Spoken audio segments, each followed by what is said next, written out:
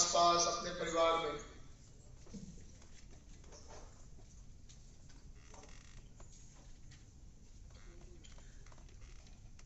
मुझे सुन पा रहे हैं आप लोग? अच्छा ठीक है, थोड़ी शांति थी तो मुझे लगा पता नहीं मेरी आवाज जा रही है नहीं जा रही है जी। सो दोस्तों, सर फोन एक बार वो लैंडस्केप में करेंगे। अच्छा एक सेकंड रुको, आप 1 मिनट दो मुझे, 1 मिनट दीजिए, 1 मिनट। मैं कोशिश कर रहा हूँ। ऐसे चाह रहे हो? एक सेकंड दीजिए, मैं पूरी कोशिश करता हूँ कि मैं आपके हिसाब से कर पाऊँ। Okay, this is like okay.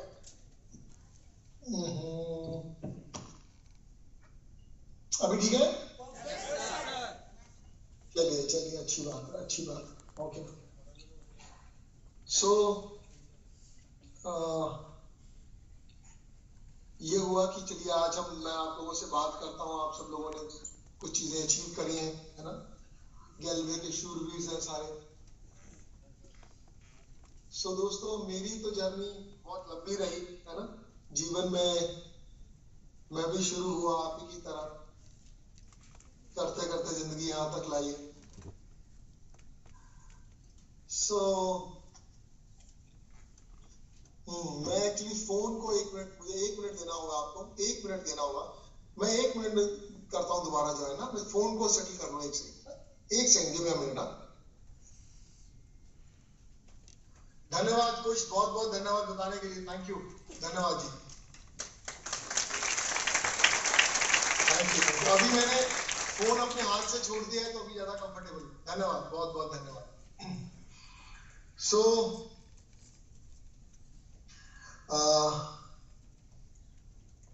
आप सबको बहुत सारी शुभकामनाएं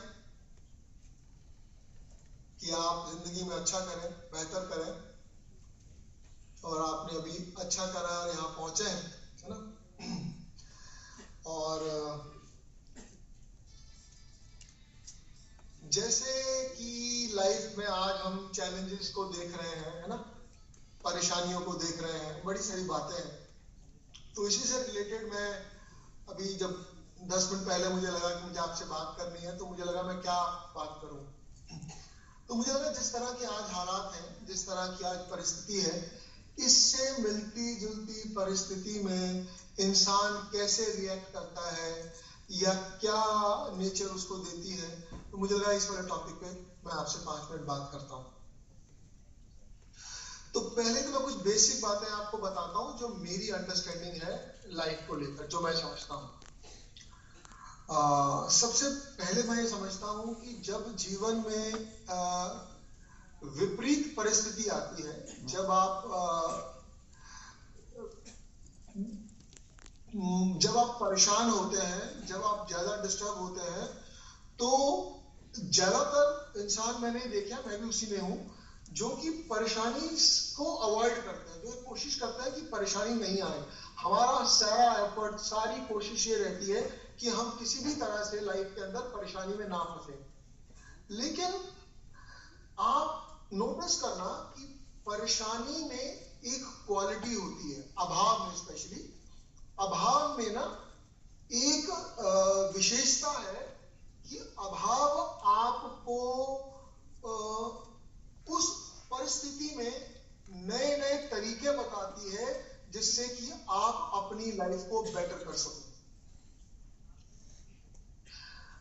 कभी कभी क्या, most of the time challenges इंसान को बहुत एनर्जी देते हैं, बहुत क्षमता देते हैं उस परेशानी से बाहर निकलने के लिए। जैसे मैंने अगर याद करूं तो मुझे बहुत पुरानी एक बात याद आती है, शायद मैंने ये पढ़ी है किताब में, और जिनके बारे में बात करने लगा हूं मैं, इनसे भगवान ने मुझे मौका भी दिया मुलाकात करने का। मैंने उनके साथ बैठ के खाना भी खाया, उनके घर भी गया, उन्होंने अपनी किताब पे साइन करके भी दिए। मैं बात करता हूँ दारा सिंह जी की। दारा सिंह, जब दारा सिंह बने यानी कि जब उन्होंने पूरी दुनिया के अंदर सारे पहलवानों को हराया और वर्ल्ड का टाइटल जीता, तो उस वक्त उन वो उन्होंने जो सबसे बड़े, जो उनकी कुश्ती बहुत फेमस हुई, वो हुई उन्होंने जो किंग कॉन्ग को हराया। और किंग कॉन्ग के बारे में कहा जाता था कि वो मतलब एक ऐसा पहलवान है जिसको हराना की उस वक्त के हिसाब से इम्पॉसिबल कहा जाता था। और दारा सिंह कहते हैं कि, और उस वक्त किंग कॉन्ग को हराने के लिए आप डायरेक्टली उसको चैलेंज नहीं कर सकते थे, वो आपको बाकी जितने देशों में कुश्ती खेली जाती है आप उन सब देशों में जाएंगे, वहां के टॉप पहलवानों को हराएंगे, करते करते जब सब पहलवानों को हरा देंगे तब आप किंग कॉन्ग को चैलेंज करेंगे और तब आपकी कुश्ती उनके साथ सेट होगी, और अगर तब आप उनको हरा पाए तो आप वर्ल्ड चैंपियन बनेंगे। ये प्रोसीजर था। तो दारा सिंह जी ने इस जर्नी को शुरू किया, करते करते सारे पहलवानों को हरा करके वो यूके पहुंचे, और यूके पहुंच करके लंदन पहुंचे, मतलब इंग्लैंड पहुंचे, और वहां पहुंच करके उन्होंने उनकी जो कुश्ती थी वो दारा सिंह से हुई थी। तो वो कहते हैं, तो वो अपने लिखते हैं कि मैंने जैसे कल सुबह कुश्ती है तो आज शाम का समय है, तो मैं थोड़ा सा कि अपनी बॉडी को पूरा रिलैक्स कर लेता हूँ ताकि पूरी एनर्जी रहे मेरे शरीर में, है ना, ताकि कल कोई बॉडी में स्टिफनेस नहीं रहे, पूरी तरह से मैं अपनी एनर्जी को यूज कर सकूं। तो थोड़ा मैं ध्यान करूं, थोड़ा आराम से बैठूं, चित्त को ठीक करूं। इस तरह की विचारों के साथ वो कह रहे मैं था कि मुझे किसी जो होटल के बैरे ने आके बोला कि कुछ हिंदुस्तानी लोग आपसे मिलना चाहते हैं। तो कहते हैं मुझे लगा कि शायद मेरा हौसला बढ़ाना चाहते होंगे, ये कहना चाहते होंगे कि आप हमारे देश का नाम रोशन करेंगे, आप हिंदुस्तानियों का नाम रोशन करेंगे, तो ऐसा कुछ करना चाहते होंगे। तो उन्होंने सोचा कि चलो यार मैं कोशिश करता हूँ, नहीं मिलता हूँ उनसे, क्योंकि मैं थोड़ा मेडिटेट कर लूँ, रिलैक्स कर लूँ। फिर अचानक मेरे मन में आया कि चलिए मिलते हैं एक बार, कोई बात नहीं, आए हैं तो उनका दिल नहीं तोड़ते, मिलते हैं। तो कहते मैंने उनको बुला लिया, और मुझे लगा कि मेरी तारीफ करेंगे, मेरा हौसला बढ़ाएंगे, लेकिन वो जब आए तो जो मैंने सोचा था उससे बिल्कुल अगेंस्ट बात हुई। कहते वो कुछ व्यापारी वर्ग के लोग थे, और वो आकर के मेरे सामने हाथ जोड़ने लगे और कहने लगे कि आप ना इस कुश्ती को छोड़ दीजिए, आप मत लड़िए कुश्ती। तो कहते ये सुनना मेरे लिए बहुत मुझे एक तरह से शॉक लगा, कि एक तरह से मुझे बहुत झटका लगा कि ये क्या कहना चाह रहे हैं। मैंने इतने सालों की मेहनत, सारे पहलवानों को हरा के यहाँ तक पहुंचा हूं, और इन्होंने ये क्या कहा। तो कहते जब मैंने जानने की कोशिश करी कि वो ऐसा क्यों कह रहे हैं, तो उन्होंने कहा कि आप ना उसको हरा नहीं पाएंगे, वो पहलवान बहुत तगड़ा है, आप नहीं हरा पाएंगे, और आपके लिए तो ये खेल है, आप हार के चले जाएंगे, लेकिन उसका नुकसान ये होगा कि हमारे बच्चों को स्कूल नहीं जा पाएंगे, हम अपनी दुकानें नहीं खोल पाएंगे, क्योंकि यहाँ के जो अंग्रेज लोग हैं वो हमारे बच्चों के ऊपर शाही गिरा देंगे, कपड़े खराब कर देंगे, कीचड़ डाल देंगे, आइसक्रीम फेंक देंगे, हमारी दुकानों पे खराब व्यवहार करेंगे, दुकानें तोड़ देंगे, और गालियां देके हमें बोलेंगे कि तुम हिंदुस्तानी, तुम्हारी इतनी हिम्मत, तुम्हारी इतनी औकात कि तुम हमारे पहलवान को चैलेंज करो। तो आपके लिए तो ये खेल है, आप हारे या जीते आप चले जाएंगे, जीत आप सकते नहीं, आप हार जाएंगे।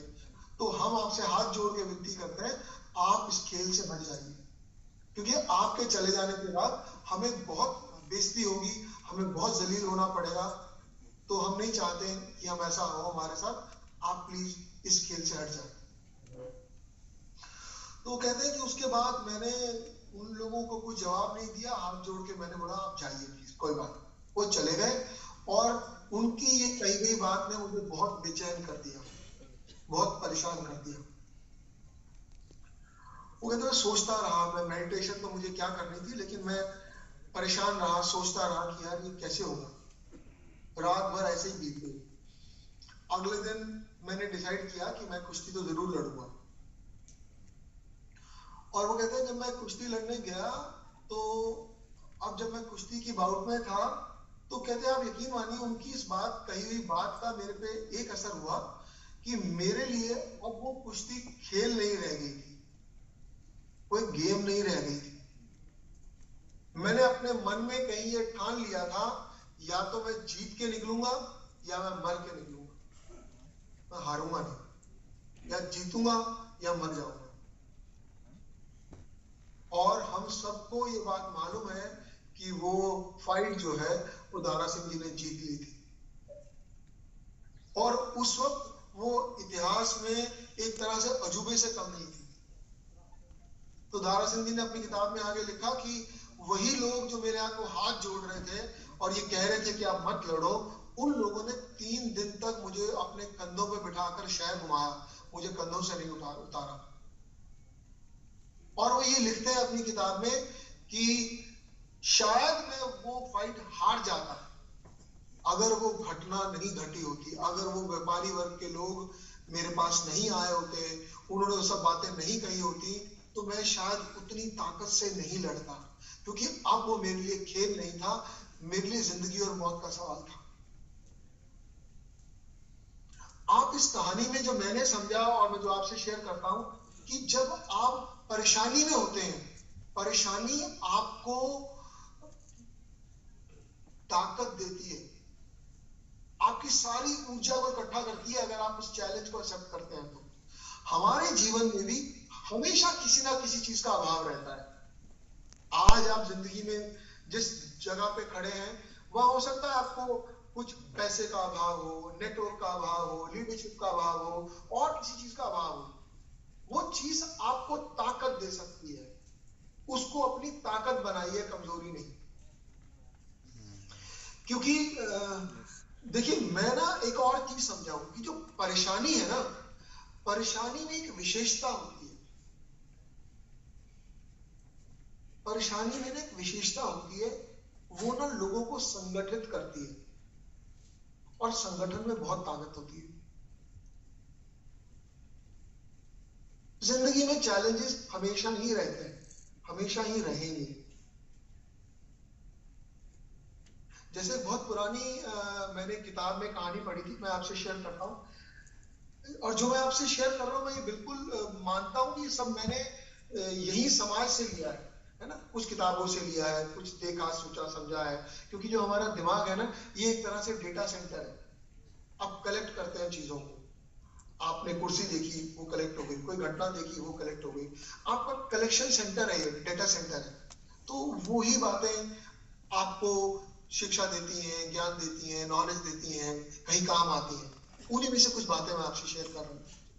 देखिए, नजरिया जो ना बहुत मायने रखता है जिंदगी में, बहुत मायने रखता है। और एक छोटी सी कहानी के साथ मैं आपको समझाता हूँ कि नजरिए से कितना फर्क पड़ता है।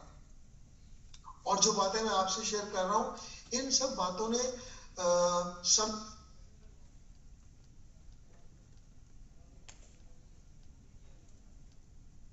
मदद करी है, इन सब बातों ने समय समय पर और बेहतर करने की, परेशानियों से निकलने की।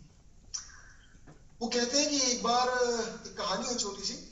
कहते हैं कि एक जूता बनाने वाली कंपनी थी। इस कंपनी का हम किसी के साथ भी नाम जोड़ सकते हैं, लेकिन सिर्फ ऐसे ही कहते हैं कि एक जूता बनाने वाली कंपनी थी। उन्होंने ना अपने एक एजेंट को, सेल्समैन को, बहुत सीनियर सेल्समैन को, एक अफ्रीका की किसी कंट्री में भेज।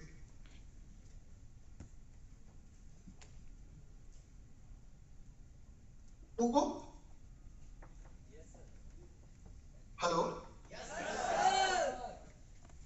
जी जी, धन्यवाद धन्यवाद। तो उन्होंने एक जूता कंपनी ने अपने एक बड़े सीनियर सेल्समैन को भेजा अफ्रीका की कंट्री में, और ये कहा कि जाओ, हम उस कंपनी में चाहते हैं कि हमारी वहां पर फैक्ट्री लगे, हम वहां बेचे सामान। अब जाके स्टडी करके आओ मार्केट, और देखो कि क्या कोई पॉसिबिलिटी है, कुछ संभावना है कि हमारा बिजनेस वहां ग्रो कर जाएगा।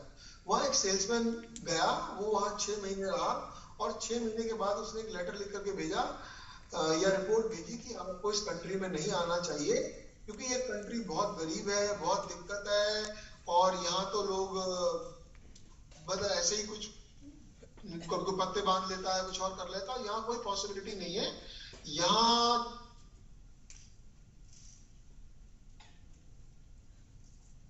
तो उन्होंने दूसरे एक सेल्समैन को भेजा कि एक और सेल्समैन था, उसने कहा कि क्या मैं ट्राई करूं, क्या ठीक है, आप भी चलिए। वो वहां गया और उसने 1 हफ्ते के बाद रिपोर्ट भेजी, और उसने कहा कि जितनी जल्दी हो सकता है आप यहाँ पर अपना फैक्ट्री सेटअप कीजिए, क्योंकि यहाँ पर लोगों के पास पहनने के लिए जूते ही नहीं है। अगर हम उनको उसकी वैल्यू समझा देंगे तो पूरा का पूरा देश हमारा कस्टमर है।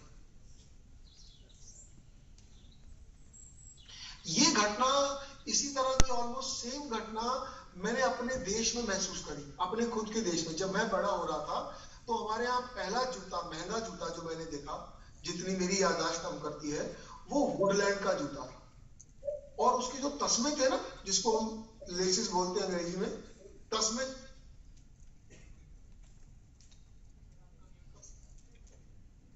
लेदर के थे। और जितना मुझे याद है, वो जूता आता था 1600 रुपए का या 1800 रुपए का। और 1600-1800 रुपए मतलब बहुत पैसे होते थे। उस वक्त 1600-1800 रुपए इतने पैसे थे कि एक आम आदमी की माने आधी तनख्वाह हो महीने की, इतने पैसे थे, शायद पूरी भी हो किसी किसी की। तो बहुत महंगा जूता था वो। और उस वक्त जो दो कंपनीज बहुत फेमस थी हमारे देश में, वो एक तो थी बाटा और दूसरी थी लिबर्टी। एक लिबर्टी का जूता आता था और एक बाटा का जूता आता था। और उस जूते की क्या क्वालिटी थी मैं सिर्फ वो बताता हूँ। क्योंकि और बाटा का या लिबर्टी का जूता जो आता था, वो जूता चलता था 5 साल। वो जूता तो अब उस कंपनी ने, जहां पर दो एस्टैब्लिश ब्रांड्स हैं, जिसके अंदर बाटा का नाम है और लिबर्टी का नाम है, और उस जूते की लाइफ भी बहुत ज्यादा है, उसके बावजूद एक कंपनी जूता लेकर के आती है जो कि उनसे 3-4 गुना है। उसके बावजूद वो जूता सुपर डुपर हिट हुआ। मालूम है कारण क्या था? क्योंकि जो बाटा और लिबर्टी जूता बनाते थे, जब आप नया जूता पहनते थे तो आपका पाँव कट जाता था। आप जूते के पीछे, आप में से कुछ लोगों की अगर एज मेरी जितनी होगी या उन्होंने देखा होगा, तो जूते के पीछे रुई लगाते थे या बैंडेज लगाते थे।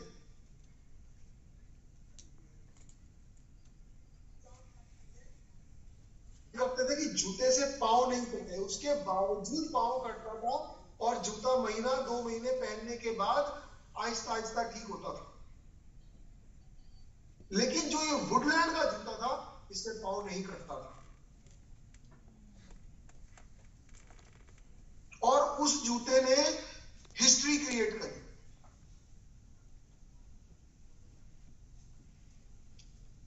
तो आपका जो नजरिया है ना, ये बहुत बहुत कीमती चीज है।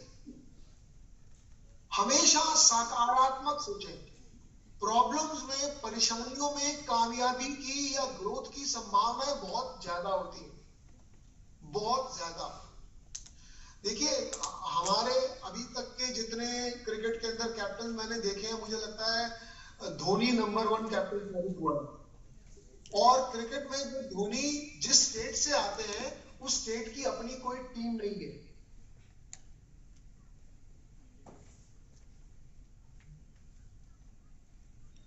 तो आप ये समझे कि जहां परेशानियां हैं, जहां दिक्कत है, वहीं कामयाबी की या ग्रो करने की संभावनाएं बहुत ज्यादा है। अब एक छोटा सा इंटरव्यू मुझे याद आता है रतन टाटा जी का। मैं वो उसकी 4 लाइनें आपसे शेयर करता हूँ, और ये थोड़ी गहरी है, मतलब समझने वाली है अगर आप समझे तो। रतन टाटा जी का एक इंटरव्यू कोई ले रहे हैं साहब, और वो उनसे कुछ सवाल करते हैं। उन्होंने पूछा कि आप इतने कामयाब कैसे हो गए, मतलब आपको टाटा ग्रुप मिला, वो ऑलरेडी अपने आप में बहुत बड़ा था, लेकिन उसके बावजूद आपने जो जो प्रोजेक्ट लॉन्च किए, वो सारे सुपर डुपर हिट होते चले गए। ये कैसे कर पाया, ये कैसे किया आपने?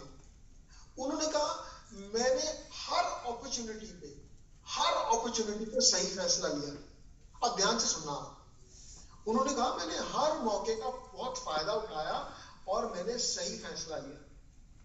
जब उन्होंने ये कहा कि मैंने सही फैसला लिया, तो उस रिपोर्टर ने पूछा कि सही फैसला कैसे लेते हैं, या आपने सही फैसला कैसे लिया? तो उन्होंने कुछ सोच के बोला एक्सपीरियंस से, मैंने अपने अनुभव से सही फैसले लिए। तो उनसे पूछा गया कि अच्छा तो अनुभव कैसे आया, तो उन्होंने कहा गलत फैसले लेके। तो ऐसा कोई भी इंसान नहीं है दुनिया में जो गलती नहीं करता है या जिससे गलती नहीं होती है, लेकिन हम गलतियां करते हैं, गलती करके सीखते हैं और सीख के अच्छे फैसले लेते हैं, कामयाब होते हैं। तो आप अपनी गलती पे अपने आप से शिकायत नहीं करें, जरा अपने आप को माफ करें और उससे सीखें और आगे बढ़ें। अभी आपको देखिए, चेतन मेरा बचपन का दोस्त भी है और मैं दोस्त होने के नाते नहीं बोलता हूँ चेतन के लिए, मैं आपको वैसे बोलता हूँ, चेतन एक जीनियस इंसान भी है।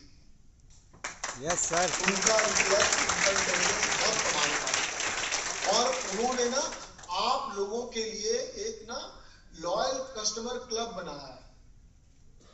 जब चेतन ने वो क्लब बना करके मुझे बोला कि संजीव यार मुझे तेरे को मैंने कुछ बनाया है, मैं चाहता हूं कि सबसे पहले बार तू देखे या इसको समझे, तो तू समझेगा मेरे भाई? तो मैंने कहा यार मैं अगर तूने कुछ बनाया तो क्यों नहीं समझूंगा। तो जब उसने मुझे उसकी प्रेजेंटेशन दी जो कि आप लोगों को अभी थोड़े समय के बाद जरूर आज आप लेकर के जाएंगे, मैं उस पर इतना हैरान था। मैंने बोला चेतन ये कैसे पॉसिबल है और कैसे किया तूने? तो उसने कहा नहीं यार मेरा भाई मेहनत करता है, वो कर सकता है। मैंने कहा मैं भरोसा करता हूँ कर सकता है। और यकीन मानिए मैं आपको ज्यादा बड़े शब्दों में नहीं बोलता हूँ, पर आज आप ये लॉयल कस्टमर क्लब के बारे में आपको सरबजीत सर या कुछ सर बताएंगे, है ना। मैं आपको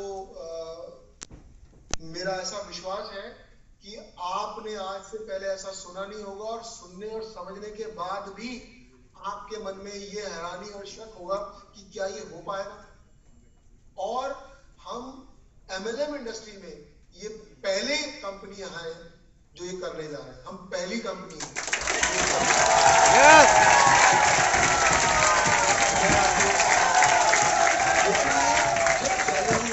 परेशानियां आती हैं तो हम थोड़ा आउट ऑफ द बॉक्स सोचते हैं, थोड़ा और ध्यान लगाते हैं, थोड़ी और मेहनत करते हैं और अच्छे रिजल्ट निकालते हैं। देखिए जब परेशानी होती है ना, परेशानी में बहुत सारे आइडियाज क्रिएट होते हैं। जैसे मेरे को ना जिंदगी में एक छोटी सी अपनी घटना याद आती है। मेरे को एक्सरसाइज करने का शौक है ना। अब एक्सरसाइज करने के लिए सुबह मुझे 4 बजे 3:30 4 बजे उठना पड़ता था। अब 3:30 4 बजे मेरे घर वाले सो रहे हैं, मेरे घर की कोई बेल बजाएगा तो मेरे घर वाले उठेंगे और मुझे नहीं जाने देंगे और डांटेंगे। तो मैंने उसका आइडिया क्या सोचा, मैं छत पे सोना शुरू हो गया। अब सर्दियों में छत पे सोना बहुत मुश्किल काम है, पर छत पे कोई मुझे बुलाएगा कैसे, मुझे कोई कैसे जगाएगा, मेरा दोस्त आएगा तो मुझे जगाएगा कैसे। तो जब ये प्रॉब्लम आई तो देखिए मैंने उसका हल क्या निकाला।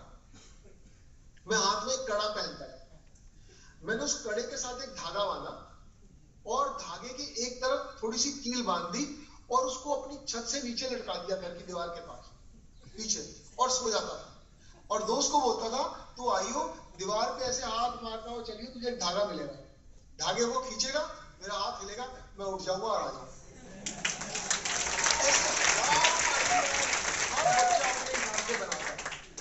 लेकिन कब बनाता है? जब अभाव होता है, जब परेशानी होती है, जब दिक्कत होती है। जिनके पास अभाव नहीं है, नहीं है, वो नहीं करते। मुझे साधुओं के बारे में एक बात पता चली, बहुत जो बहुत तपस्या करने वाले साधु हैं, या किसी बहुत बड़ी सन्यासी की बात है शायद, मुझे मालूम नहीं, ये एकदम मुझे याद नहीं आ रहा। वो क्या करते थे, वो सन्यास में वो पूजा पाठ करते थे, ध्यान लगाते थे और पेट को भूख लगती थी। तो उनको लगता था यार मैं रोज रोज मांगने जाता हूँ, मांगने में 1 घंटा लगता है, 2 घंटे लगते हैं, तो मेरा ध्यान नहीं हो पाता उतना, मुझे और ज्यादा ध्यान करना है। तो उन्होंने इसका आइडिया बनाया। उन्होंने क्या करा, अब ये किसी हो सकता है महात्मा बुद्ध की बात, मुझे याद नहीं है किनकी बात है, पर किसी बहुत बड़े महात्मा की बात है। वो एक दिन जाके गांव में आसपास कहीं जाके बहुत सारा खाना मांग लाते, तो जितनी भी रोटियां मिलती वो उनको धूप में सुखा देते। सुखाने के बाद धागे से छेद करके उसमें धागे से लटका के ऐसे छेद करके लटका दिया और सुखा दी। सारी रोटियां सुखा दी, वो सूख गई। अब सूखने के बाद वो अपने पास रख दे, एक पानी का कटोरा रख दे, ध्यान से हटे। मान लीजिए 10 घंटे बाद, 12 घंटे के बाद, 14 घंटे के बाद जब ध्यान खुला और भूख लगी, एक सूखी रोटी उठाई, पानी में डुबो दी, थोड़ी देर वो गीली हो गई, वो खा ली।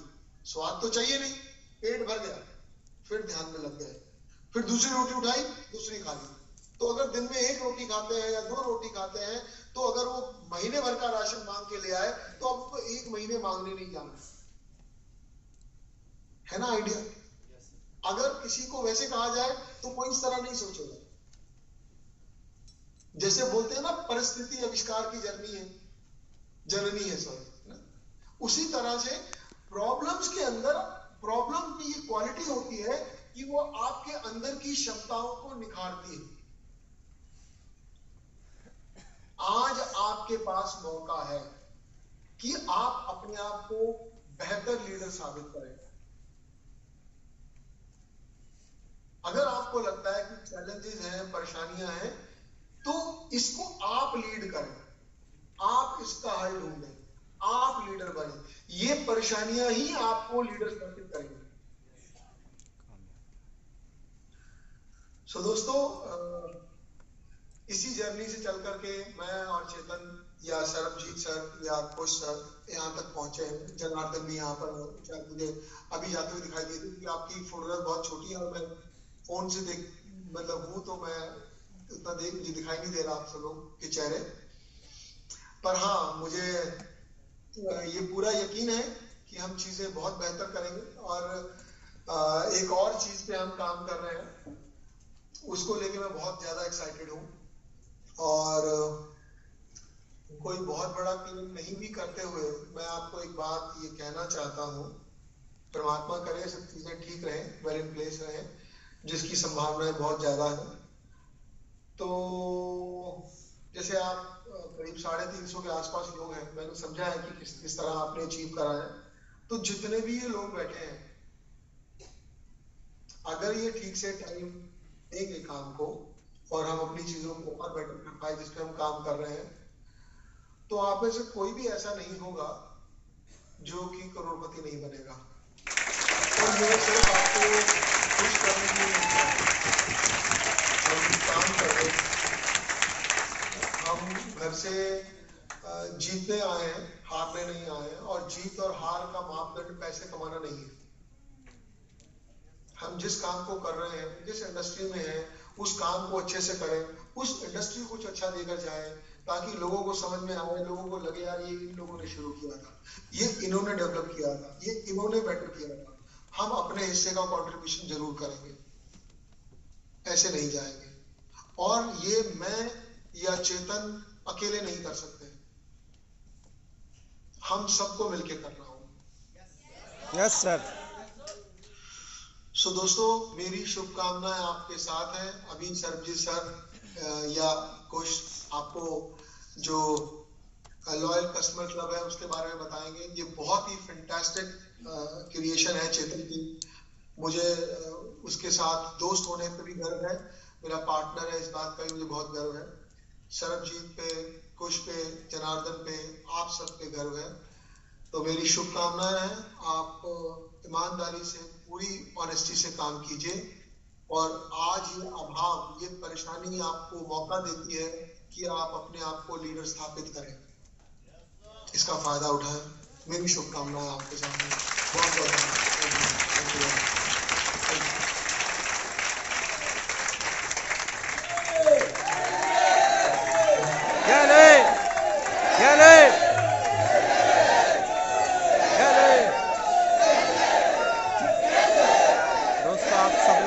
सुना हमारी कंपनी के director mister Sanjeev Chhibber sir की बातें। और सर कनाडा में है और ये मीटिंग कॉन्डक्ट जूम से ही दिया है। बहुत बढ़िया कमाल की है, बहुत धमाल की मीटिंग आज दिए है। इसी से बहुत सारा सीख सकते हैं और अपने टीम बना सकते हैं और लाखों करोड़ों रुपए कमा सकते हैं, नेटवर्क बना सकते हैं। तो आप सभी को बहुत बहुत धन्यवाद, थैंक यू।